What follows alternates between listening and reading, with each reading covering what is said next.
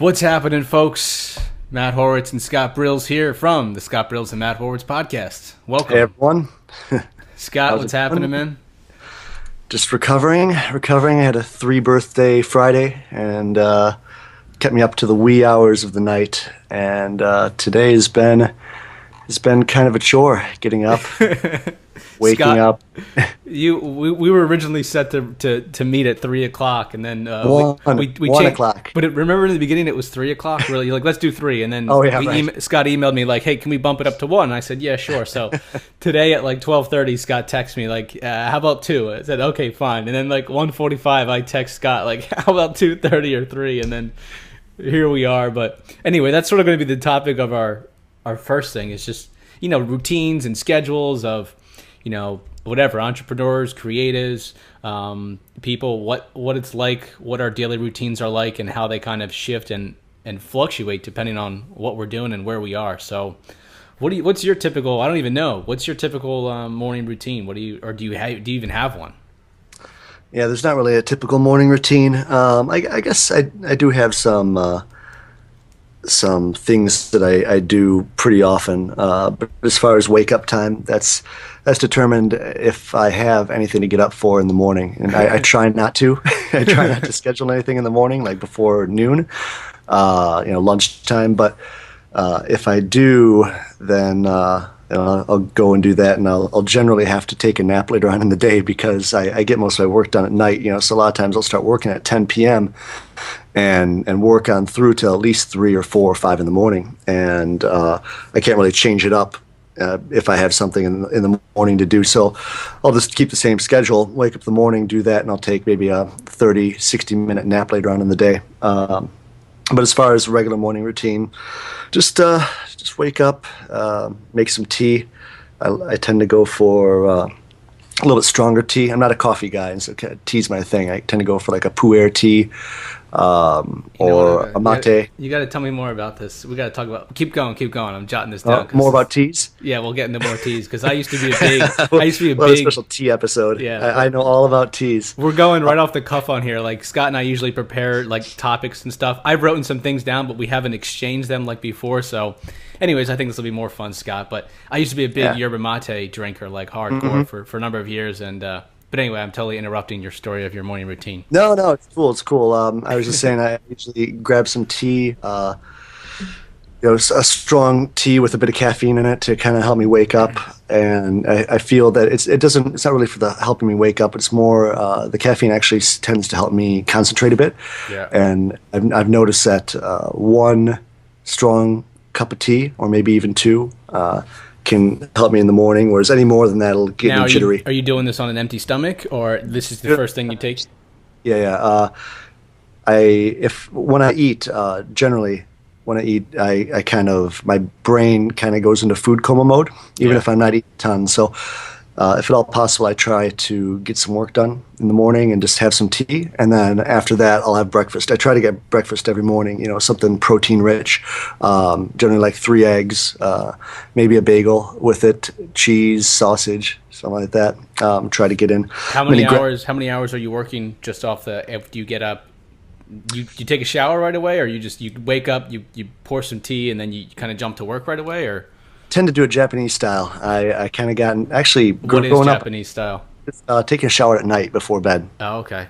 So generally in the morning I don't have to do that. I just kind of rinse up and get to work pretty quickly, and yeah. So I'm able to work not too long because I don't want to push off breakfast too long. Otherwise, it'll be lunchtime, and so generally by the time I wake up, it is already lunchtime. Have breakfast at noon or one in the afternoon. And I want to make sure that I can fit that in, and so I'll just have some tea, work for 30 minutes, 60 minutes, make a protein-rich breakfast that'll carry me on. I generally don't have lunch, and then I'll have dinner. If I have plans, I'll have dinner around 7 or 8. Otherwise, if I'm making it myself, I'll do it around 10 p.m. And after dinner, another cup of tea, generally green tea. Something with less caffeine, more calming, kind of like rinse down dinner. And I'll have a few cups of green tea throughout the night. And oh wait, because you work late at night. I'm thinking, what are you doing? Drinking cups of green tea. it's really low in caffeine, Oh, and really? so yeah, I can get, because I haven't been drinking caffeine for probably like 5 months or so. If I drink a cup of green tea, like I feel it. So, well, yeah, me too. That's why I don't. I tend not to touch energy drinks and stuff like that because it will yeah, that really up. shit'll that'll break your heart in half or Yeah, something. I don't. That stuff always scares me. It's just I don't know. I think most of these companies are just in it for the money, developing these cheap products loaded with sugar and a bunch of shit that's not good for us. yeah, the sugar and the caffeine just kill me, and so I tend not to ingest caffeine. Really, the only source is tea, and that way I don't have to really drink too much to have an effect. And so yeah, I do that throughout the night. If I'm having a long night and I've got to get something done, then I'll go back to like a Pu-erh tea for the caffeine and just drink that throughout the night, and it keeps How do me you up. spell Pu-erh? Pu-erh, and it's a Chinese tea where they ferment the leaves, and then they pack it into like usually a little bell shape, and you put that bell in a kettle, and you can get. I mean, I get about 12 cups of tea out of one bell, about Oh the wow, circumference of a penny. So wow. it's strong stuff, yeah. And generally the taste stays with the tea. Like I've had one pot just kind of sitting around for 3 days before, going through 12 cups gradually, and you definitely get your money's worth. Scott, that was pretty. I didn't know your routine was that interesting. So you can go pretty long. Like you wake up, you get work done before eating, then you eat a protein-rich, kind of well-balanced macronutrient breakfast, and then you can go like 7, 8, 9 hours, and then you eat a meal at nighttime, right? Yeah, Typically. that's generally what I do. I mean, sometimes I might grab a sandwich in between, but I notice that if I can't fight the hunger, but um, Why do you want to when fight the hunger? Why don't you eat lunch? because when I'm hungry, my mind's a lot clearer. Your brain gets a lot clearer when you're hungry. Your senses kind of get honed, Ah, and this is true. I usually get anxious. Like I get kind of like a little frantic-y. I can't stay. yeah, that happens Maybe too. you know And how to channel that better. I know a lot of people that happens to, and it happens to me too. If I'm not at my desk, if I'm outdoors, if I'm doing anything physical, if I'm interacting with other people, generally it's more important to eat because then you get crabby and everything. But if I'm spending the day at home and I'm working, then I tend to just be able to kind of focus on something, and I notice that my concentration gets higher and higher as I get hungrier and hungrier. And if you're concentrating on something, you kind of don't even think about the hunger, or if you do think about it, it might be for 30 minutes or 15 minutes, something like that, and then you push past it. It's like a wall. You push past it, kind of like the runner's wall, where you have to like get up to it, and it's really tough, and then it becomes easier. It's like downhill in your mind and your body, and so. I find the same thing with my routine as far as like eating and meals, and so Is this this is sustainable? Like, can you just do lunch and dinner? Like, have you been rocking this out for a few years, and or is this? yeah. Every day is different. It depends on what kind of appointments that I have. If I've got events in the evening, or if I have a lunch meeting or something like that, then I have to switch it up a bit. But there are, I'd say about half the time I stay at home and I'm able. Sometimes I don't even leave the house. Like if I've got a bunch of stuff out. I haven't left. I haven't been. I went out on the. I just brushed my teeth like a few minutes ago, and I went outside on my back balcony to like catch some sun for like 3 minutes. But I have been indoors for the past 3 days, and I was thinking like, the hell, dude, you need to get out and go for a run or get out in the sun. I live in damn Florida. Detroit. I'm in Detroit and it's freezing, and you're in Miami, and so that's sad.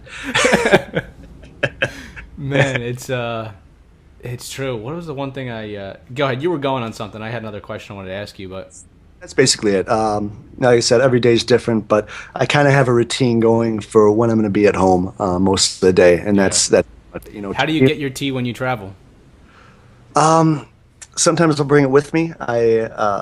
I'm a big fan of okay, so any green tea that's packaged, most green teas that are packaged in the U.S. Are made of like twigs and branches. That stuff is no good. Right. So my recommendation, if you're going to go for green tea, is to grab some loose leaf Japanese variety green tea, some sencha, something like that. So you have some specific brands you recommend? Yeah. Ito-en is good. ITO and EN. is a decent brand, and we'll link to this actually. There's if you don't want to deal with the loose leaf, or you don't have an Oriental grocery store around you or something like that, you can actually go on Amazon and they sell a 100 pack of tea sachets for I think about $22, and that stuff's pretty good. Like that's as good as you're going to get. They use Japanese green tea along with some matcha powder, which is a different variety of green tea, and that's about as good as you're going to get, like retail wise. And it's actually made. It's Kirkland brand. Kirkland, the Costco organic yeah, subsidiary or something. They resell it. They sell it at Costco too. If you've got a Costco membership, you probably get it for a few bucks off. But you can get this on Amazon, and it'll last for a pretty long time, depending on how many how many teas you go through a day. But that's the best stuff that I've found retail. And like I said, it's Kirkland, but it's actually Itoen, which is a Japanese company, and they just kind of resell it here in the U.S. So you're a Costco member? No. So I get it on Amazon. My family used to be in Costco, but I've been happy for years, and so I had to find another way to get it. So I get that on Amazon, and then sometimes I want to switch it up, and go for some of the loose leaf herbal variety. And when I do that, I go to Tivana. I found Tivana has some pretty good stuff. The mango maté Pu-erh blend. That's one of my favorites. Damn, that sounds good. I'm writing that down just because that sounds so good. Because I recently heard of Pu-erh, like only within the past month or two. I've drank a lot of maté for a few years. A buddy of mine 5-6 years ago came back from Argentina and got each of the roommates a kilo and a little gourd, which is kind of the little drinking cup, and a bombilla as the straw and everything. So we were hooked on that. But that's mango Pu-erh maté. Yeah, mango. It's a mango maté Pu-erh blend, and they actually have like pieces of mango in it and stuff. It's really good. It's definitely a lot different than green tea or whatnot. But I feel like I like to change it up every once in a while, so I go for something like that. And I have a subscription. Tivana sends me some tea every once in a while, so I got 20-25 varieties just waiting for me. So Scott, I didn't realize you were the tea expert here. It's interesting, yeah. Since I got back from Israel at the end of last year, for some reason I drank a lot of. I picked up some loose leaf green tea while I was there and was drinking a lot of green tea. Prior to that, I was drinking a lot of mate, and then for some reason when I came back, I don't know what it was. I actually did a cleanse before I left. Funny, I didn't. We who knows? We're getting into health and food now this session, but I did the Master Lemonade Cleanse. Have you heard of this, or have you ever done it? No, I've heard of tons of cleanses, but I haven't heard of that one. Yeah. I've done a whole bunch of. I don't know. And even funny. Right now, I'm experimenting. I've been eating paleo for about a month, so we can talk about that. But before I left for the trip, I did the lemonade cleanse, or the Master Lemonade diet, or it's pretty much called the Master Lemonade Cleanse. There's a book by this guy Stanley Burroughs, and this guy was pretty far ahead of his time. He was considered pretty way out, but. Anyway, it's a concoction made with fresh water, about half a lemon. You squeeze half a lemon in, about a quarter teaspoon of cayenne powder, and 2 tablespoons of organic or all natural maple syrup. And you literally just drink this like 6 to 12 glasses a day, depending on your caloric intake needs, for 10 days. And on top of that, every night you drink a laxative tea. So when you wake up, you pretty much just have to poop right away. And you also, in the morning, well, to help get things moving and to wake things up in the morning, you drink 32 ounces of lukewarm water. 32 ounces is like kind of like probably like this. It's like a soup container to go that you get from that you see at a Chinese restaurant. Yeah, is exactly 32 ounces. It's 1 quart, so it's really big. It's a lot of water, and you put 2 tablespoons of non-iodized sea salt, and it has to be non-iodized because the specific it's something to do with the specific gravity of blood. Like the water, it tastes weird too. It tastes like you're drinking from the bay a little bit. But as a side note, I drink if you ever get a headache. The remedy that I use is usually when you get a headache, your electrolyte levels are low. So instead of going out and buying a Gatorade or a Powerade, just put some sea salt in some water, drink that, and eat a banana. So you get your potassium and your sodium, number one and top two electrolytes. Yeah. But back to this. So you drink this big for the lemonade cleanse. You drink this 32-ounce thing of water, and you chug it. You try to do it all in one go, which is difficult to get to. Usually it takes like 2 or 3, pauses and breaths. And what that does is your blood doesn't pick up the salt, and something else doesn't pick up basically it just runs right through your digestive tract and just cleans out your tract and just comes right out your colon and right into the toilet. And it's kind of crazy. So you do this for 10 days. So I did it once, maybe, I don't know, 3 years ago or something. So I decided to do it again. Ended up losing like 12 pounds. And then the next day I flew over to the Middle East. So it was interesting nonetheless. The day over 10 days, right? Over 10 days, yeah, okay. Over 10 days. I actually, and this time around, I think I only did like 8 days or something, just because I didn't want to.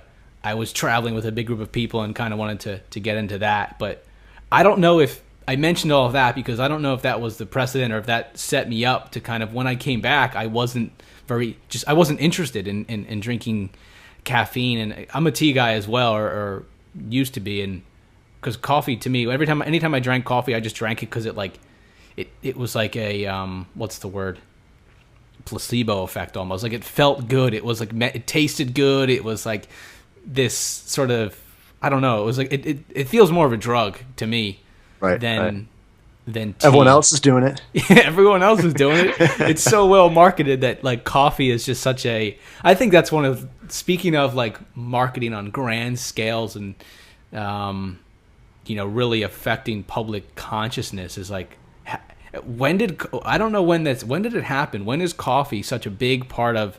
It's not. No one even questions it. It's just like, oh, you wake up, you drink coffee, and it's just like, yeah. Or you go out. I don't realize it that much, but like if you're in any major city, you go out and you take public transportation, or you're out and you walk to work. Everyone's got the coffee. Everyone's got a cup of coffee. Yeah. I mean, some of the responses I get when people are like, "What? You don't drink coffee? Like, why?" Like, I've been getting that for like a decade or so, and they're like, "Oh, I want to get some coffee." I'm like, "Oh, let's go somewhere else, or let's go somewhere as tea, or grab some beers instead." And I was like, "Yeah, I don't drink coffee. I just don't like the taste, and I never have." And so, yeah, people are just amazed. Like, how can that be? How can somebody not like coffee? Yeah, I think tea with most teas with no sweeteners, no sugar, no honey. I don't put sugar in any of my nothing. teas. It tastes good, but straight black coffee, it's not good. I mean, everyone's just putting milk and sugar and, I don't know. Tea to me seems more, I don't know, all natural, kind of more authentic in some sense. Yeah. And although some of the Tivana teas, like some have like sugar, like rock sugar crystals in it to give us flavor, and then there may be some sugar from the dried fruit pieces. I'm not sure but it depends on the blend. Yeah. All of them have a different blend. It kind of tells you what's in there. Interesting. I feel like we could go ahead. Oh yeah, I was just saying, like, we could talk about tea. We'll put that in a tea episode. That's part of our topic. Our show is random. Like, I think about if we get. I was speaking to my buddy Brian Johnson the other day, the music marketing guy I was telling you about, and he's like, I don't want to just be known for doing music marketing. Like, he's done 500 podcasts already. He's like, I think I've said everything I've had to say on that topic. Like, I can't say anything else. And I feel like if we pigeonhole ourselves to like just entrepreneurship and lifestyle, even though those are very broad and you can kind of almost put anything in there. Our show is pretty, what would seem random to some people, but I don't really think it's random. It's more or less just talking of our lifestyles, things we're interested in, things we've done, things we learn, things we're looking to do, etc. So I think people find this stuff interesting. I'm really fascinated with morning routines. A number of years ago, I interviewed the top performing real estate agents in the office I worked in Philadelphia. And I had a question. I had like 12 questions. This was just something I just decided to do randomly, which was really interesting. I got a lot of insight out of it. I always try to pick the brain of people who I look up to in some sense, or who are a few steps or levels above me. And one of the things I asked people was like, what time do you wake up? Do you set an alarm? Like, what's your morning routine? What is your daily routine? How do you live your life outside of work? Like, how do you manage your life? And I thought it was interesting because for me, waking up is in the morning is is challenging and has been for a long time, 7-8 years probably. Yeah. Oh, I hear an airplane. Airplane, yes. Yeah, nice. If you guys haven't listened to any of our sessions before, I live like 10 minutes from the Miami International Airport, and literally the planes fly. Like, the airport is a direct shot to the west, so they just come over this way. I don't know which direction they're going, but they fly over my house. But I was telling my friend, she was here visiting recently, she's like, oh, I was telling her, like, it doesn't really bother me, but every time I hear the plane go over, I just think of travel, so I don't mind. Something to look forward to. It makes our podcast sound like a travel podcast. The opener, like an airplane taking off. We should record some of that. Use it as effects. What was your you had a question that you were about to ask before I said something? Maybe I forget it. Yeah, let's check my my notes. I mean, I could talk about paleo, but let's jump topics off of food, and get into something else. So, neat thing. I just started a meetup over at meetup.com. I had one up in Pennsylvania when I was living up there and did a few meetups, but the one down here I think I wasn't in a big city when I was up in PA, so I didn't really get a lot of members and I didn't get a lot of momentum with it, but I just started a Miami, I forget what I called it, the Miami Personal Development Meetup, just about personal growth. And I think with personal development and personal growth, you get you get people in all different kinds of industries, different walks of life, different levels of the, social comfortability scale. I just made that up, but I like that word. Anyway, the first meetup is actually next Saturday, and I got I think there's almost like 15 or 16 people who have joined the group, and it just started a week ago, and I got 10 people RSVP'd for the meetup. So I don't know, maybe half of them will show up, but I have no plans for it yet. We'll see. I might this is kind of like a meet and greet, just meet people, share some stories, get to know one another. But I think pretty soon I'll be having these people do some comfort challenges and doing some crazy things to get outside their comfort zone. So that's awesome. One new interesting thing. What kind of projects, what do you got going on? I was going to mention too, I've been trying to get something like that started over here, but it's tough because I would need to do it with somebody. I need to have a partner in crime since I'm not here for a lot of the times. I'd want to have it an every month thing. But it's a good idea. But like, for instance, and this kind of segues into what you just asked me, I'll be leaving for Berlin on Wednesday. I'll be gone for like 4 weeks in Europe. I'll be Berlin and then Amsterdam, Rotterdam, Oslo, to go to the Chris Guillebeau End of the World party. Yeah, let's talk more about Chris and the party. Yeah, and then swinging back down and doing the Dynamite Circle meetup. Like I spoke about Dynamite Circle last podcast, but what is Dynamite Circle for those who haven't heard? It's like a pay-to-play group for online entrepreneurs, people that are either selling products or services online, and it's not really for beginners. It's for people that already have something going on, and the people that set this up are Dan and Ian from Tropical MBA, and they set this up about 2 years ago, maybe a year and a half ago, and it's $100 per quarter, and everyone on there is really they really know the stuff. It's like a forum. You can kind of bounce ideas off of people. You can ask questions. You can trade resources. I just hooked up with one guy on it who runs a podcast called The Foolish Adventure Show, and he's based out of Phoenix. And so I went on his podcast yesterday, and he interviewed me about my trip to Africa and a few other things I've done. And that's one of the podcasts that I was listening to. Like, I was a listener for months, and lo and behold, he's on that forum. And there's a lot of other people too that, if you're in the community and you're reading about travel bloggers and whatnot, some of them are actually on there. I've got some friends on there, and then just some people that I've been kind of fans of their work, or I've been listening to their podcast or reading their blog, and so it's cool to kind of get in there with like-minded people. It's definitely worth $100. I mean, because you can get a lot of the information other places, but it's so condensed, and they actually have a person that goes through and makes sure that everything is in the forum is properly categorized and whatnot, and so everything there is high quality, whereas somewhere else it might just be 10% and you have to like sift through it. Well, my time, an hour of my time is worth that $100 for the 3 months fee. Right. So I'm happy to pay it, and it's a great place to network as well. And so this upcoming thing in Berlin, they have a meetup twice a year. This is a recent thing that started just last year. This year it's going to be springtime in Berlin, and then they're going to have one in the fall in Bangkok, because there's apparently a lot of location independent entrepreneurs in Berlin and a lot in Southeast Asia, especially Philippines, Hong Kong, and Bangkok, and Chiang Mai, of course. So I'm going to try to make it for that one too. But this first one will basically just be to get out there to meet some of these people I've been interacting with in person, and who knows, maybe I'll make a few new friends, get some business. But that's what this year is about, 2013. I'm trying to get out there, meet like-minded individuals, be motivated by them, and just learn throughout the year, and kind of take myself to the next level. Yeah, and you're making a you're making a transition from your old web development work. You're trying to tone that down, and you're trying to turn up kind of. I know you're starting to brand yourself, and how can you talk on that subject matter? Yeah, so I was running a web development company since 2000, incorporated in 2002, and that's what I've been doing the whole time. Like, that's been my main source of income, and so I'm kind of sick of services. You can hire employees and whatnot, but I would generally have to be a part of the process at one step or another.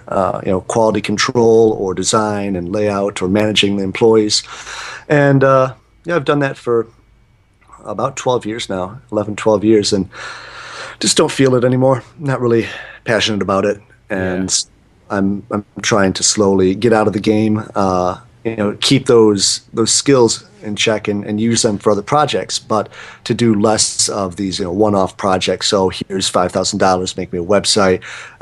It's really resource intensive, and I would find myself come up with all these side projects I wanted to do and having no time to do them because I had to do my main line of work, and whatever pays the bills is going to come first. You're not going to be doing other things ahead of it, and so.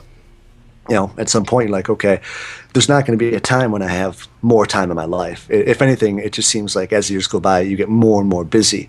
As you meet more people, you get involved in more things. And so the only thing to do is to get rid of stuff that you already have going on. And so that is number one culprit as far as taking up my time, is that business. And so I'm going to keep on a few clients and just enough to pay the bills. I'm going to use all that time I get to focus on a few other projects, writing a book and launching my safari company in Tanzania, and a few other things in the works, and kind of see what sticks and go for that. So building up a personal brand, writing a book, and kind of becoming known in the space for being a location independent entrepreneur, world traveler, philanthropy type guy, combine all the things that I'm really interested in and become an expert on the subject and hopefully be able to help others, pursue their dreams in one of those fields. I like it. Yeah, I tell a lot of people when I mention you, I said the first time I met Scott, here's a guy who's been you've been off the radar, meaning you weren't branding yourself, you weren't bragging, you weren't talking about any of this stuff. You were out there. Really, you had a business that you didn't even, I don't know if you had this foresight back in high school when you started the web development company, but you were able to, I know that you said your trip to Japan at a high school kind of was a big, kind of opened your mind up a little bit to more potentiality and things of that sort.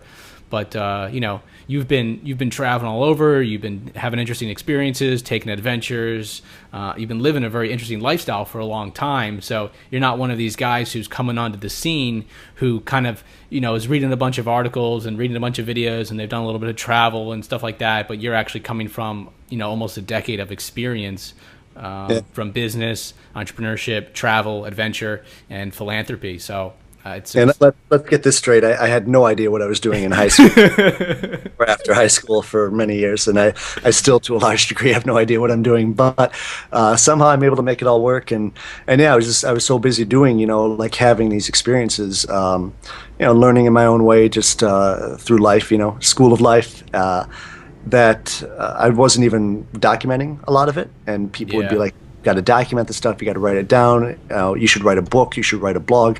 And I just kept having that told to me year after year after year, and I'm like, I'm too busy because I've got my travels and I've got my web development to pay for the travels, and like between that and the other social commitments, I'm pretty busy.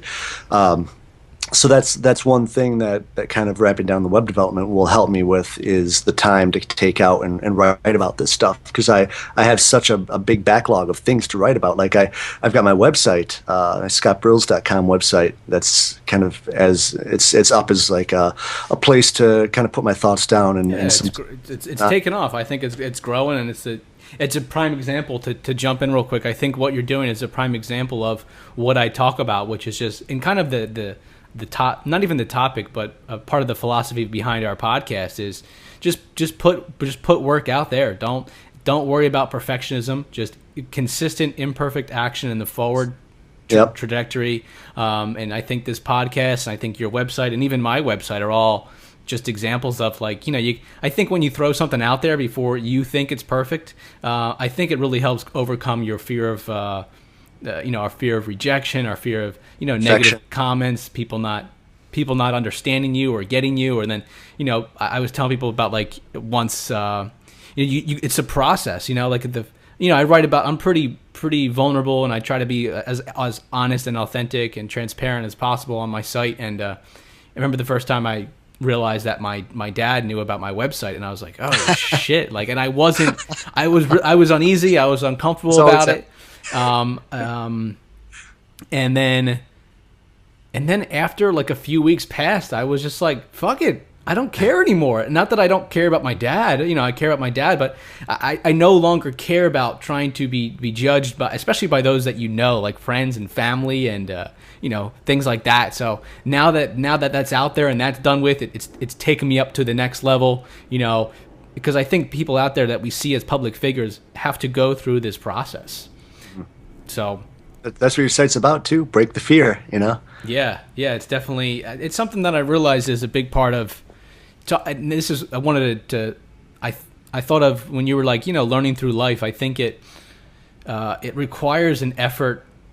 I guess it requires an effort of being paying attention, like being aware, because life is trying to teach people things all the time, but some people are just so damn, I don't know, distracted or scared or a number of different things that they're not paying attention to.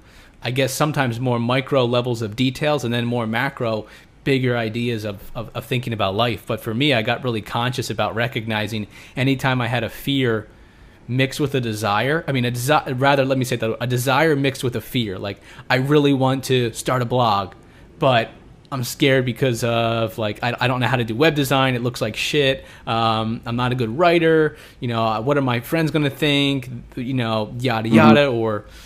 Or I want to go and take this trip, but I don't know how to take time off from work. Like, anytime it's I want, but that's another way. It's the desire mixed with the fear. It's the I want to, but as soon as someone says I want to, but, I just say, you need to stop right now. You need to man up. We need to figure out how we can get you to do this shit as soon as possible, because most of the crap that stops us is just our own, limiting bullshit that holds us back. Yeah.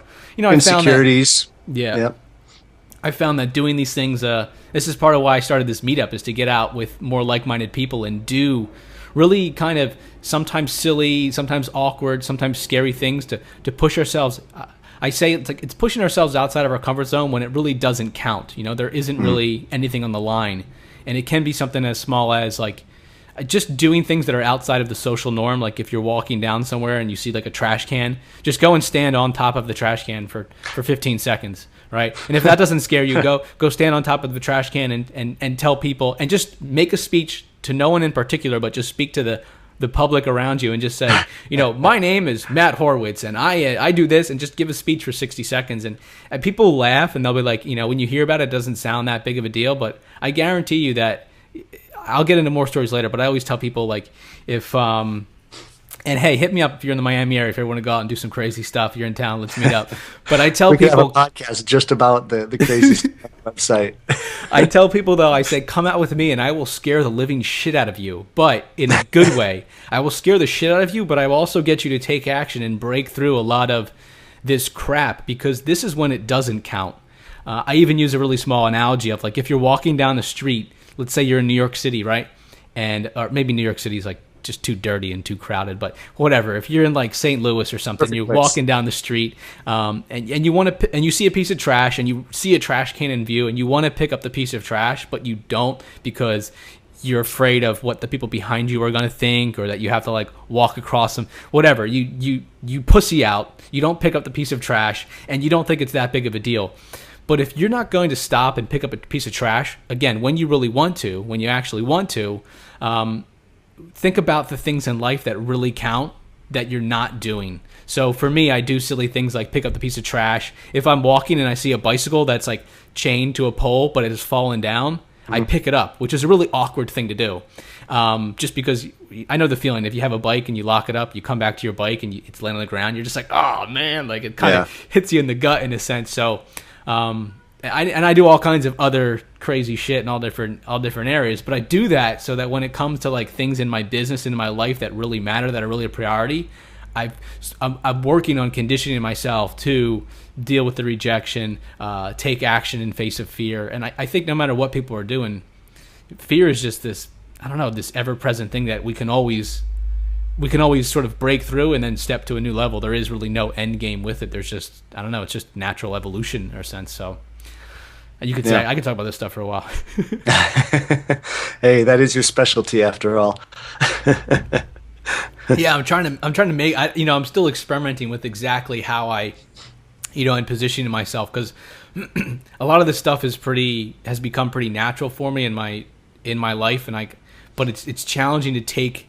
I think the aspect about any sort of information, whether you're writing or speaking, recording a video, speaking's a little bit easier, but for me, writing, it's hard to translate the ideas and concepts and activities that I partake in into the written form, and how do I get that message across on the interwebs. So, but anyway, so you got video. Exactly.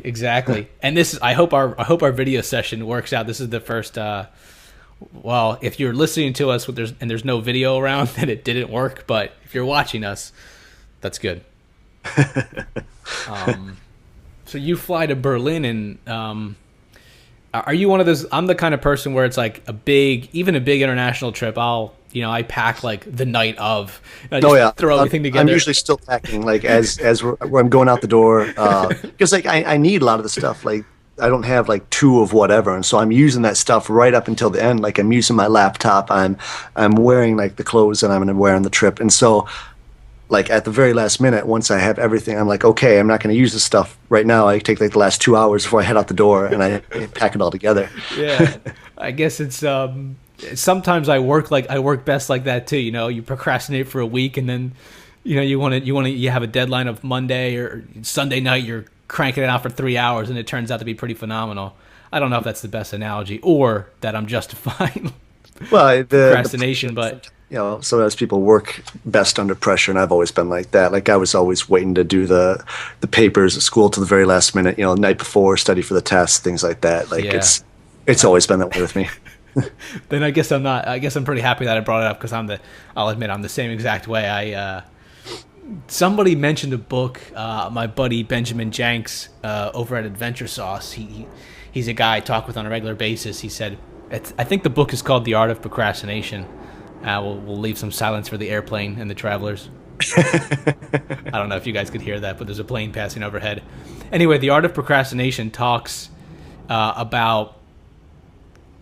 I didn't read the book, so I'm like just paraphrasing off of what I've heard about it, or the rough philosophy, but it's kind of like, you throw a lot of projects on the wall, you're doing a lot of different things, and, if you're supposed to be working on website A, you're not, and you're out like reaching out to other people online, or then when you're supposed to be reaching out to people online, then you're like, working on your book draft, and it's like you kind of, by avoiding one thing, you do something else. Mm-hmm. And I think rather than being hard on ourselves for procrastinating, we actually, at the end of the year, like we get a lot of stuff done.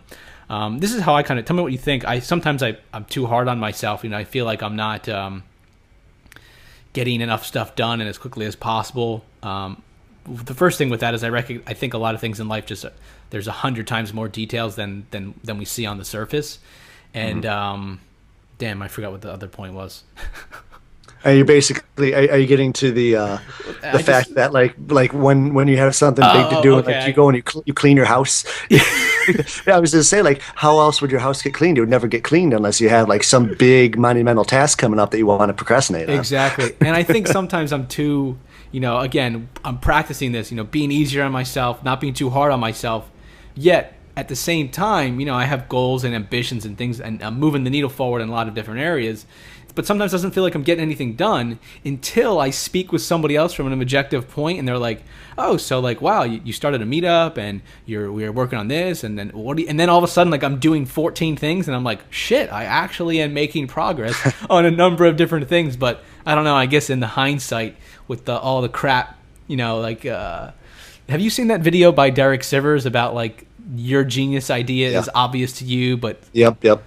I gotta link that video because I like it. It's like this 1.5 minute video about kind of just how it's, like Scott, I you could probably see the crap in my life and the solutions to many issues better than I can see them, because we're all juggling and swimming around our own mix of emotions and ideas and beliefs and attitudes, and just busy schedules and stuff like that. So anyway, I could jump into something else, but did you open it up for you? Where's that Derek Sivers video down? Yeah. I mean, I agree. It's just when you've got so many things going on, like, it may not be as visible, the progress you're making, because you've got a little bit at a time in 12 different areas, where if you just had one, you could definitely see some visible progress. But yeah, it just depends on how much you want to take on. And I'm definitely known, and I know a lot of people I hang out with, they tend to take on too much. And that's always been a struggle for me, is to kind of keep it down, because there's so many opportunities. I don't want to say no to any of them. But at the same time, you don't do your best work, or you only make very minimal progress on each thing you're doing if you've got that many irons in the fire. And so, yeah, it's tough. Like, that's one of the things I said I was going to try to work on this year. So far, I've made no progress, if anything. Like, I'm just becoming busier and busier. I can't believe first quarter is 25% of the year, almost. I know. And some of the people that I've been hanging out with for Skip Winter in Mexico, like I mentioned last podcast, and also coming up in Berlin, some of those same people are going to be with me in Berlin. They're all same mindset. A lot of them are location independent entrepreneurs, or actually all of them are. And so it's interesting to talk to them and see how many projects they've got going on. And for the most part, these people I'm hanging out with are doing things on a bigger scale than I am, right, which is awesome. Like I mentioned, I can learn from them and be motivated by what they're doing. But you kind of look at that and you're like, oh, well, I've got no excuse. Like, I've just got like these 12 things and they're doing 24, or they're like doing the 12 things like on a bigger scale than I am. And so, yeah, it's a little bit of motivation there, but at the same time, you really got to be cognizant of you and the fact that you can't, well, so far we haven't been able to clone ourselves. I was thinking of the I don't movie, know, unless was it Multiplicity? This podcast may outlast us, Scott, and somebody listening to this might have their clone. Their clone That's true. Could technically be listening to this right now. And yep, sharing a brain. They're looking back and just thinking, man, you chumps, such limiting beliefs. Yeah, someday. But for the time being, there's only one of you. You've only got so many hours in the day, and it's going to depend on what you make a priority. And those things will succeed, and the things you don't make a priority, well, you can do them later, or they won't succeed at all. So It's just, you have to be real mindful of the fact that you are the only you. Yeah. I think it's too. You kind of touched on, and we're not. Scott and I aren't speaking from being perfectionists at this, but again, always sort of practicing, honing in, and working on the balance aspect of it. Not being easy on yourself, right? Not looking in the mirror and thinking, oh, I'm such a douchebag, or I'm so unsuccessful compared to whoever, because there's always people who are at the next level. But and at the same time, pushing yourself in all different areas of your life to grow and to achieve and to do. I had a quote on my wall for many years. I took it down. Well, not I took it down, but I always kind of I'm like the phoenix in a sense of I always try to I don't know whether it's every 6 months, every year, I tend to kind of like, if I have a bunch of posters or like pictures or quotes on my wall, I tend to like just take them all down, and like I'm kind of always refreshing. So when I lived in Philadelphia, my room, literally the whole thing was like full of like pictures of travels, like, and I had a boatload of quotes. I was like huge on quotes. The whole freaking room was almost full. Like all 4 walls were almost like all of the real estate was taken. What am I even looking at now? I got this one right here. I would spin my computer around to show you. This one is good. Well, I'll tell you the one. Let me, before I jump topics. The one I had on my wall back then was, it's like if a man doesn't take on more than he thinks he can, he will never achieve all that he can. Or I'm paraphrasing. It's something like, it's basically is that you want to take on more, so almost that it's too much to chew, so that you can push yourself and that you can figure out exactly how much you can take on, because sometimes we're capable of a lot more than we think. But this is the one I got up that I forget. Is that a fortune cookie? Is that a fortune cookie? No, this is what I do. I do this really ghetto form of lamination, which actually turns out to be really good. With the tape, yeah, I've done that many times. Yeah. I was just saying, I've got some like fortune cookies over here. Yeah, it looks like a fortune cookie, but no. Let's see if I can get it in here. I hand wrote it, and it says done trumps perfection. Yeah, done always trumps perfection. Get it done, and that's kind of something. That's my thing right now. Is just trying, because last night, what did I spent like 2 hours, and I'm glad I did, because I appreciate how much work web designers actually do. Like when you go out there on the web and you click on a button or you see like an icon, like that shit took a long time to make in Photoshop or Illustrator. Yeah, I spent 2 hours yesterday because on one of my websites I have a, like at the end of the text it's like, watch the video below to learn more, and it's just a screen, it's just an image of a video that when you click it takes you to a new link. So I made like the image, but I made the video player, but it wasn't actually a video player. Like I drew a box, I screenshotted like all these different timelines, I was like downloading graphics, I needed to get like a blue gradient logo of the state of Texas, and like just all this stuff. And then when it was said and done, it was like 2.5 hours, and I was like, I'm wiped, man. I went to bed, but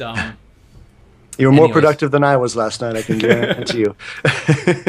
Yeah, that quote reminds me, I think I mentioned it, it may have been last time we talked. It was I believe it was MacArthur that said, a perfectly executed plan tomorrow is trumped by an imperfect plan today, like executed today. Definitely.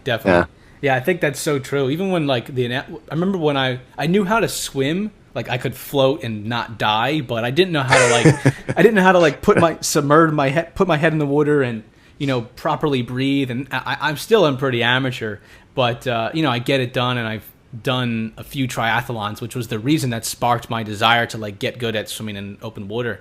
And I remember my buddy was helping me. Like he's a swimmer and he's a lifeguard and he like teaches lessons, and he was helping me, and like I got in the pool and he was like trying to help me on my first lap or two. And this is sort of related metaphorically. And I was like, look, let me swim like 10 or 15 like really crappy laps. Like, because what you're telling me, I have no frame of reference. I have no reference points for it. So just let me swim a little bit, move my arms, like get the muscles warmed up, get the neurons firing or whatever the heck is going on inside our, biochemistry neurosystem. I just made up that word, neurosystem, but so it sounds legit. I like it. We should make it. We should have one word per podcast that we just come up with. I don't know what. I think a few podcasts ago you didn't invent a word, but you used a word the wrong way. But I didn't even notice it. Yeah. That was funny. Wrong context. Totally. What was that word again? I don't even remember. It's listed. It started with a G. It started with a G. It was like not. It was something crazy. I just remember I came out of my mouth. I was like, "What am I talking about?" And then I was like, "I don't think I used that right." I went through and I looked it up. It was like something totally out of context, but it sounded really, really. It was pretty highfalutin, it was really smart sounding, except it totally wasn't because I used it in the wrong way. So I thought you sounded like you definitely sounded really eloquent when you said it. So it totally came off the tip of my tongue. Like it sounded like I knew what I was talking about. But anybody that knows their English pretty well would definitely catch me on that. Yeah, it's like they say, if you're playing the piano and you mess up, just keep playing because no one's going to notice. So exactly, I'm not going to bring awareness to any of these words I make up. I'm just going to use them and sound really scientific and eloquent. That's the way to do it. Yeah. Damn, Scott, this session was actually We did pretty good because we winged it. Like we didn't. Oh, you know what? I think we got 10 more minutes to fill. I thought we were at the. Yeah, we got 10 more minutes. Exactly 1 hour and 6 minutes. So we got to stick to 1 hour. These podcasts are 1 hour and 6 minutes. So we started at 3:40. So keep your eye on the clock. 4:45 and a half. We gotta wrap it up. But have you seen the documentary? Well, I got two here that I wanted to talk about because that's something that I think part of me is I really enjoy learning. It's like it can be really great, but sometimes if I do it too much, I use it as like a procrastination tool to getting work done. Whereas like last night I was supposed to be working on this website, which talking about procrastination, I actually watched some videos, got pretty motivated, and ended up working pretty late and got a lot of stuff done. But was watching this Michael Jordan. Dude, the video was so good. I like was crying. Like I was just like, damn, like it's like a video just about,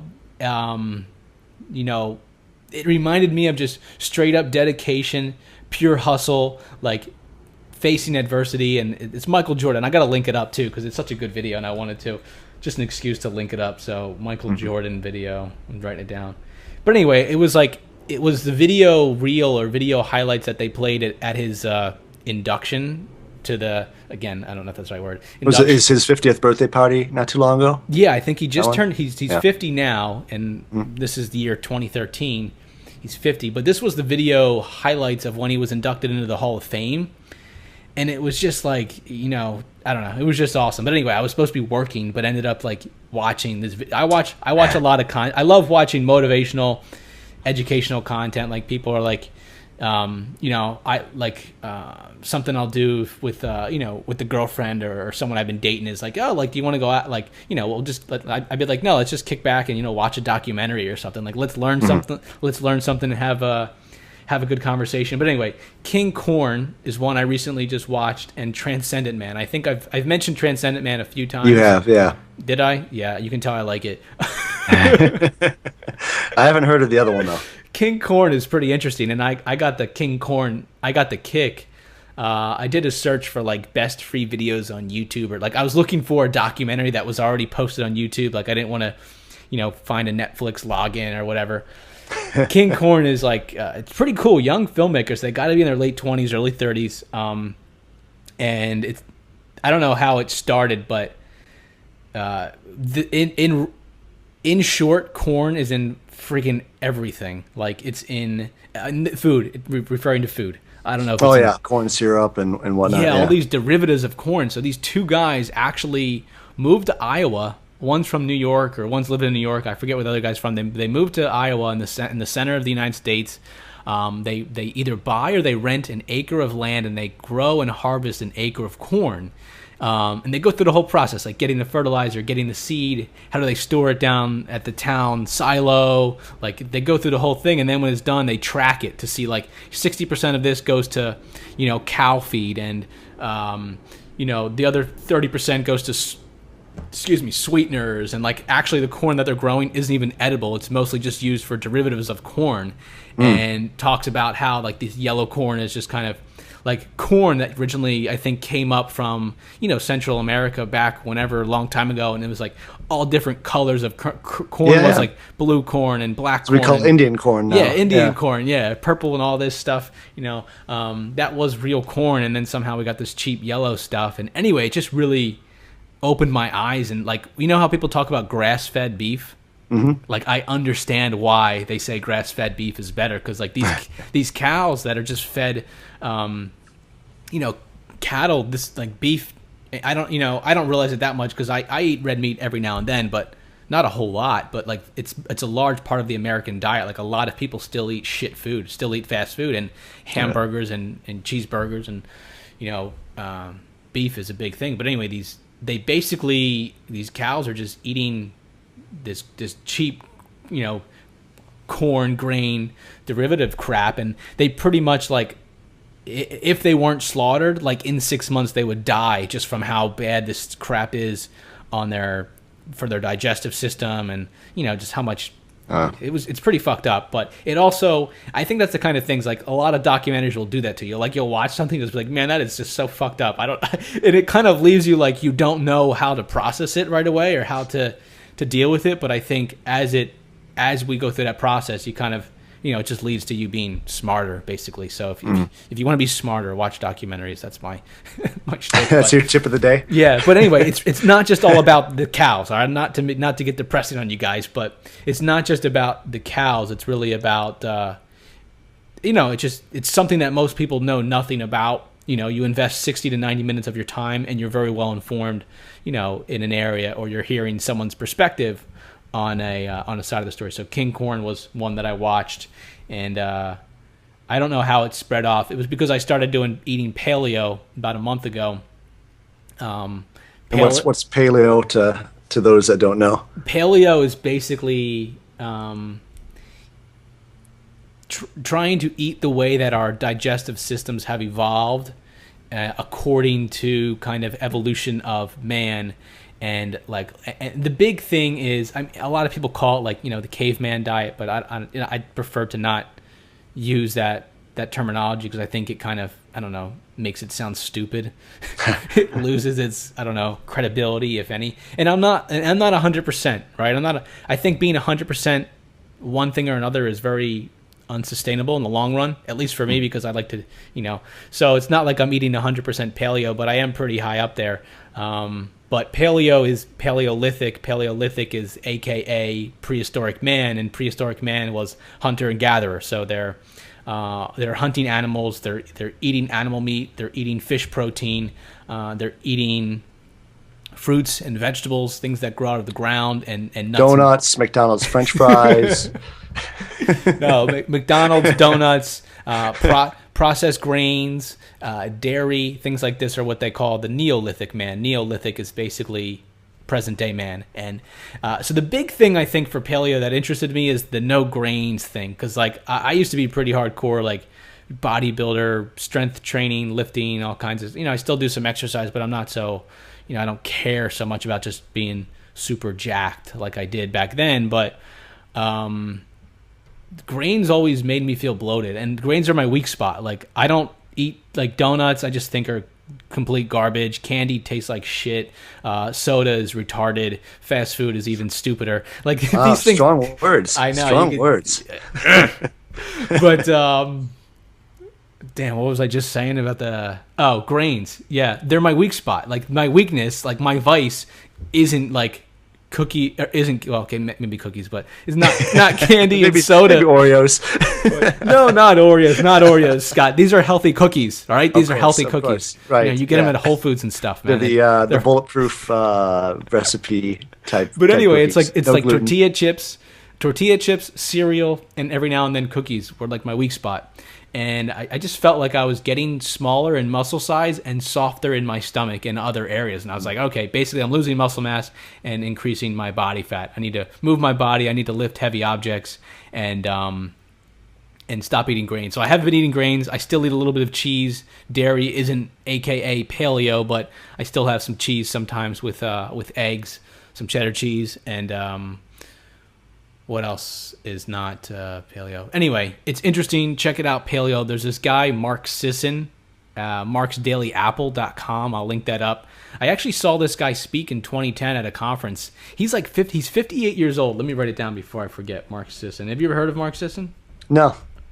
Super interesting dude, and he's all about what he calls like his product, and his thing is the primal blueprint, right? So it's not just your diet, but it's your exercise.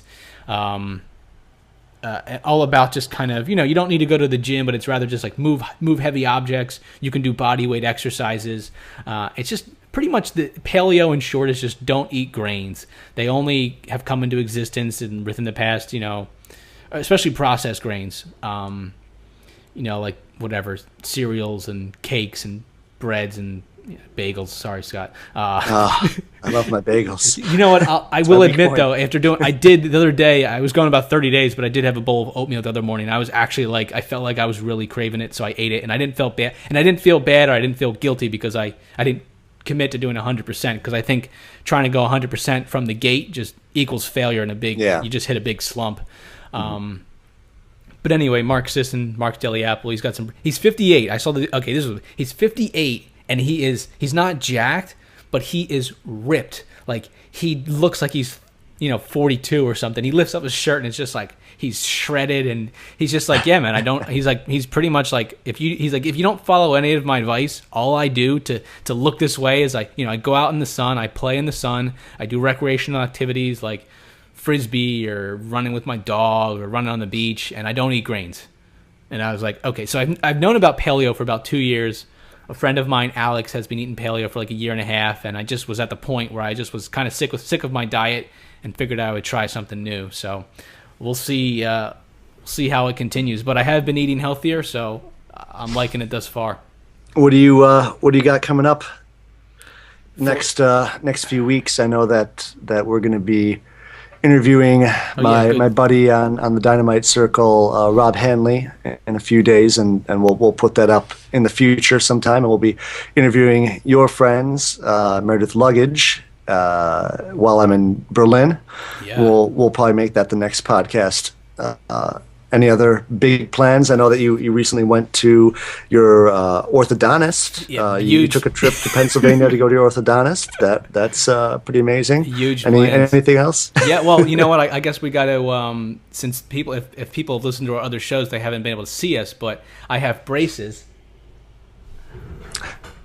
Sexy. If you can't see, but and I got a discount up in Pennsylvania, so I travel up to PA from Florida. I fly to get my adjustments.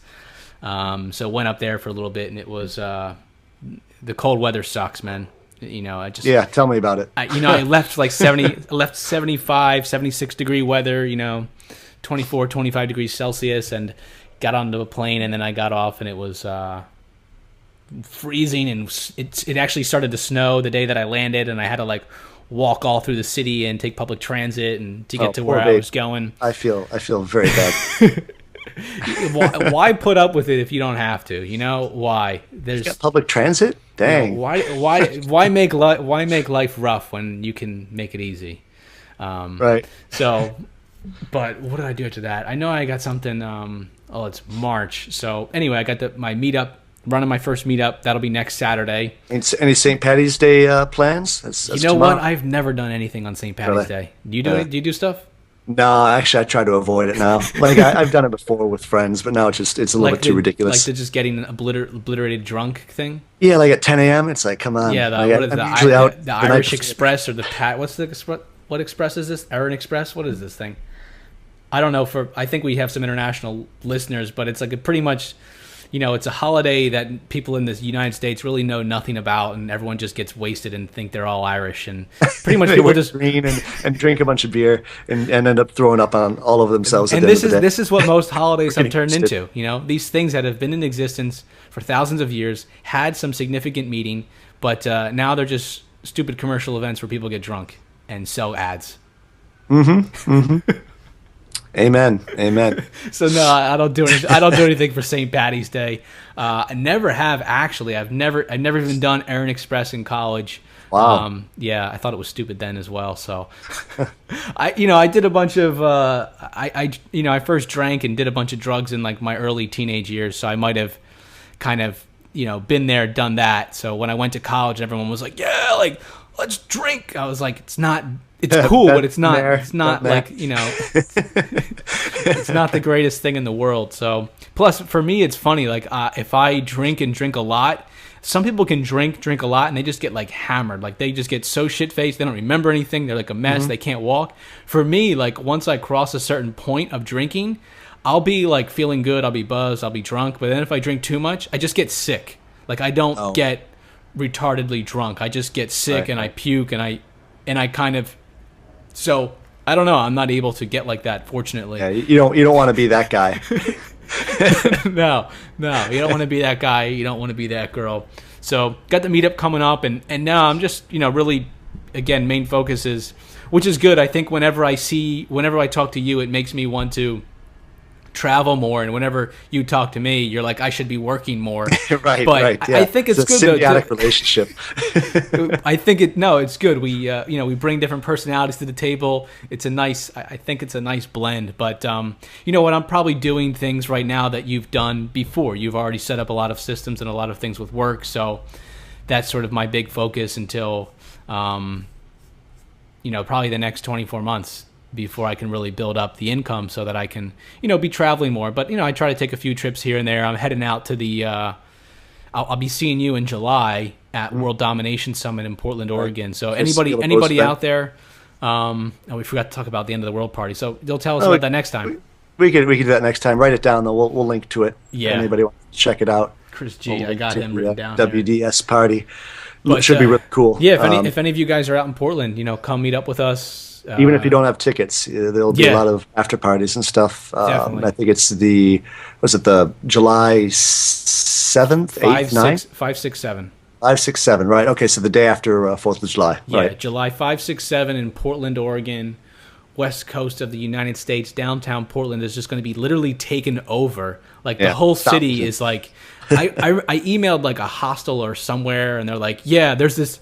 Or I don't even know where. I was on some forum somewhere, and they're like, yeah, this event, WDS is in town, and it just takes over all the lodging, all the restaurants. So don't worry about buying tickets to the event. It's sold out anyway, and it is expensive. So, but if you're in the area, let us know. My brother just recently...